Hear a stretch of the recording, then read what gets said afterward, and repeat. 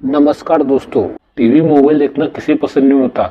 हम सब TV mobile देखते हैं, पर वो जमाना था जब टीवी मोबाइल नहीं थे, जब टीवी मोबाइल का आविष्कार नहीं हुआ था। क्या आप जानते हैं कि न्यूज़पेपर, रेडियो, टीवी का आविष्कार किसने किया और क्यों किया, और इससे हमें क्या बेनिफिट्स मिला है? आइए जानते हैं इस वीडियो में। इंडिया का first newspaper the Bengal gazette था। ये न्यूज़पेपर सन 29 जनवरी 1780 में जेम्स ऑगस्ट हिकी ने प्रकाशित किया था। इसे कोलकाता जनरल एडवाइजर भी कहा जाता है। इसे लोग हिकी गैजेट्स के नाम से भी याद रखते हैं। उसके बाद मेरेशियल, मी मेस्कन और पीटर ने नवंबर 1780 में इंडियन गैजेट्स नाम से और एक न्यूज़पेपर प्रकाशित किया। फिर उसके बाद राजा राम मोहन राय ने 1822 में एक बंगाली न्यूज़पेपर की संवाद कौमुदी की शुरुआत की थी, और तभी राजा राम मोहन राय ने और एक फारसी न्यूज़पेपर की शुरुआत की थी जिसका नाम मिराट उल अकबर रखा गया था। फिर उसके बाद हिंदी, बंगाली, गुजराती, मराठी, उर्दू इन सब लैंग्वेज में न्यूज़पेपर निकालने शुरू हो गए। फर्स्ट मराठी न्यूज़पेपर दर्पण की शुरुआत बाळशास्त्री जांभेकर ने 1832 में मुंबई में की थी, और 6 जनवरी इनका जन्मदिन प्रेस डे के नाम से जाना जाता है। नवंबर 1830 में टाइम्स ऑफ इंडिया सबसे पहले बॉम्बे में शुरू हुआ था। फिर उसके बाद 1861 में टाइम्स ऑफ इंडिया का पहला एडिशन रॉबर्ट नाइट ने प्रकाशित किया था। फिर उसके बाद 1878 में तमिलनाडु और केरल में द हिंदू न्यूज़पेपर की शुरुआत की गई थी, और लोकमान्य तिलक ने 1881 में मराठी भाषा में केसरी नाम से मराठी न्यूज़पेपर निकाला। फिर उसका नाम इंग्लिश में मराठा रख दिया, और 1842 में नैनोदय न्यूज़पेपर में पहली तस्वीर छपी थी जिसमें आशिया का मैप छपा था। और उसके बाद 1851 में यूरोप का मैप छपा था। और न्यूज़पेपर में कई तरह के चेंजेस आते रहे, जैसे कि periodically, weekly, monthly, annual etcetera. ऐसे कई तरह के चेंजेस आते रहे। तो ये था न्यूज़पेपर का सफर। अब आइए जानते हैं रेडियो के बारे में। 24 दिसंबर 1906 को फेंसिडिन ने रेडियो की शुरुआत की थी। जगदीश चंद्र बोस ने और मार्कोनी ने सन 19 में इंग्लैंड से अमेरिका को रेडियो की मदद से इंडक्शन मैसेज भेजने की शुरुआत की थी। द फॉरेस्ट और चार्ल्स हेरोल्ड जैसे लोगों ने रेडियो प्रसारण के नए नए प्रोजेक्ट शुरू कर दिए। शुरुआत में रेडियो यूज करने की परमिशन सिर्फ नेवी सोल्जर को रहती थी।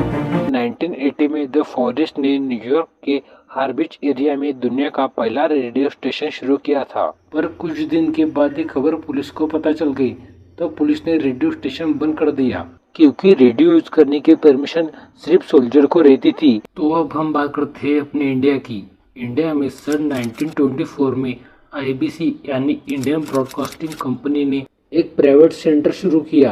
फिर बाद में ब्रिटिश सरकार ने इस कंपनी का नाम IBC से लेकर ISBS रख दिया।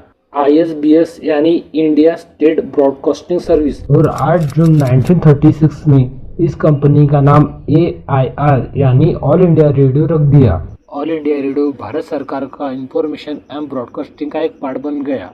आज के समाचारों में डॉक्टर शंकर दयाल शर्मा भारत के 9वें राष्ट्रपति निर्वाचित। पंडित नरेंद्र शर्मा इनकी ऑर्डर के मुताबिक ऑल इंडिया रेडियो को आकाशवाणी एक नया नाम मिल गया। रेडियो की मदद से बहुत सारी बातें बताई जा रही थी, जैसे कि न्यूज, क्रिकेट, कॉमेडी शो, गाने, ऐसी कई तरह की बातें बताई जा रही थी। उसके बाद विविध भारती नाम से रेडियो ब्रॉडकास्ट शुरू किया। इसमें 24 लैंग्वेज और 146 बोलने वाली लैंग्वेज उसमें ऐड थी। तो ये था रेडियो का सफर। अब आइए जानते हैं टीवी के बारे में। टीवी का आविष्कार जॉन लॉगी बेयर्ड्स ने 1925 में लंदन में किया था। जॉन ने इस डिवाइस का नाम टेलीविजन नहीं बल्कि द टेलीविजन रखा था। जॉन ने शुरुआत में टीवी पर कठपुतली होकर पिक्चर ब्रॉडकास्ट कर सबको दिखाए। सन 1925 में जॉन ने मैकेनिकल टेलीविजन बनाने के बाद सन 1927 में पहला इलेक्ट्रॉनिक टेलीविजन बनाया।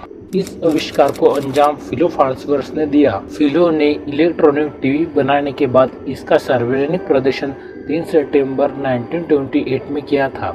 मैकेनिकल और इलेक्ट्रॉनिक टेलीविजन का आविष्कार होने के बाद अब टाइम था लोगों के बीच कलर टीवी लाने का। तब सन 1938 में जर्मन इंजीनियर वर्नर लेचो सिंह ने शैडो मस्ट कलर टीवी का आविष्कार किया था। न्यूयॉर्क के वर्ल्ड फेयर और सैन फ्रांसिस्को में अंतर्राष्ट्रीय प्रदर्शनी में प्रदर्शित किया। सन 1939 तक और भी लोगों की हेल्प से अलग अलग तरीके से आविष्कार होते रहे, पर अब तक पब्लिकली बेचे नहीं जा रहे थे। ऐसे में सबसे पहले टीवी का विनिर्माण डोमेन्स कंपनी ने 1939 में शुरू किया। सन 1946 में डोमेन कंपनी का टीवी नेटवर्क का पहला नेटवर्क बन गया था। इसके बाद सीबीएस साइंटिस्ट ने पीटर के गोल्डमार्क के निर्देश पर जॉन लॉगी बेट के थ्योरी के आधार पर पहला मैकेनिकल कलर टीवी बनाया। गोल्डमार्क ने सन 1946 में कम्युनिकेशन कमीशन को अपना कलर टीवी सिस्टम दिखाया। इसके बाद सन 1948 में अमेरिका में लगभग 1 मिलियन टेलीविजन सेट बन गए। टीवी की डिमांड बढ़ती जा रही थी और टीवी में कई तरह के नए नए चेंजेस आते रहे। अब बात करते हैं अपने इंडिया की।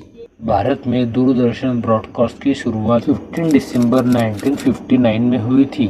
शुरुआत में दूरदर्शन ब्रॉडकास्ट वीक में सिर्फ 3 दिनों में आधे आधे घंटे के लिए दिखाए जा रहे थे। तब इसको टेलीविजन इंडिया का नाम दिया गया और बाद में 1975 में इसका नाम हिंदी में दूरदर्शन रख दिया। शुरुआती दिनों में दिल्ली भर में 18 टेलीविजन सेट लगे थे और एक बड़ा ट्रांसमीटर भी लगाया गया था। तब दिल्ली में लोग इसको बहुत ही सरप्राइज के साथ देख रहे थे। फिर उसके बाद जगह जगह पर दूरदर्शन ब्रॉडकास्ट की शुरुआत की गई थी, जैसे कि मुंबई, कोलकाता, चेन्नई, यहाँ पर दूरदर्शन दिखाने शुरू हो गए। शुरुआत में तो दूरदर्शन यानी टीवी दिल्ली और आसपास में कुछ जगह पर दिखाए जा रहे थे। दूरदर्शन को देश भर के पूरे शहरों में पहुँचने की शुरुआत 18वीं सेंचुरी में हुई थी और उसकी वजह थी कि 1982 में दिल्ली में ऑर्गेनाइज किए जाने वाले आशिया खेल थी। आशिया खेल दिल्ली में होने का बेनिफिट ये मिला कि श्वेत और शाम दिखने वाला प्रोग्राम दूरदर्शन पर बहुत ही फेमस हो गया।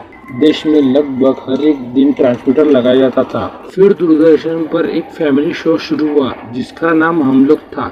इस शो इतना फेमस हो गया कि इसने बड़े बड़े रिकॉर्ड तोड़ दिए।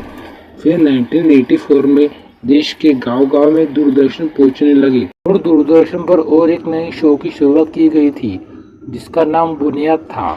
इसमें बहुत सारे एक्टर ने भी काम किया, जैसे कि आलोक नाथ, अनीता कंवर, विनोद नागपाल, दिव्या सेठ। ये एक्टर घर घर में फेमस होने लगे। उसके बाद 1980 की सेंचुरी में दूरदर्शन पर और नए बेहतरीन शो आने लगे, जैसे कि चित्रहार, विक्रम बेताल, भारत एक खोज, अलिफ लैला, रामायण, महाभारत, ऐसे बेहतरीन शो आने लगे। फिर उसके बाद दूरदर्शन पर नए नए शो आने लगे, नए नए एक्टर्स आने लगे। फिर उसके बाद 14 मार्च 1995 में डीडी नेशनल एक इंटरनेशनल चैनल की शुरुआत हुई। फिर 18 मार्च 1999 में डीडी स्पोर्ट एक स्पोर्ट चैनल की शुरुआत हुई। फिर उसके बाद 3 नवंबर 2003 में एक डीडी न्यूज चैनल की शुरुआत हुई। फिर 16 दिसंबर 2004 में free of cost dish TV की शुरुआत हुई और डिश टीवी हम आज भी देखते हैं। आपने देखा होगा कि ये सब कुछ एक साथ नहीं बदला, ये बदलने के लिए बहुत सारे साल लगे और बहुत सारी मेहनत भी लगी। आई होप ये वीडियो आपको अच्छा लगा होगा। ये वीडियो आपको कैसा लगा है नीचे हमें कमेंट कर जरूर बताइए। मिलते हैं अगले वीडियो में।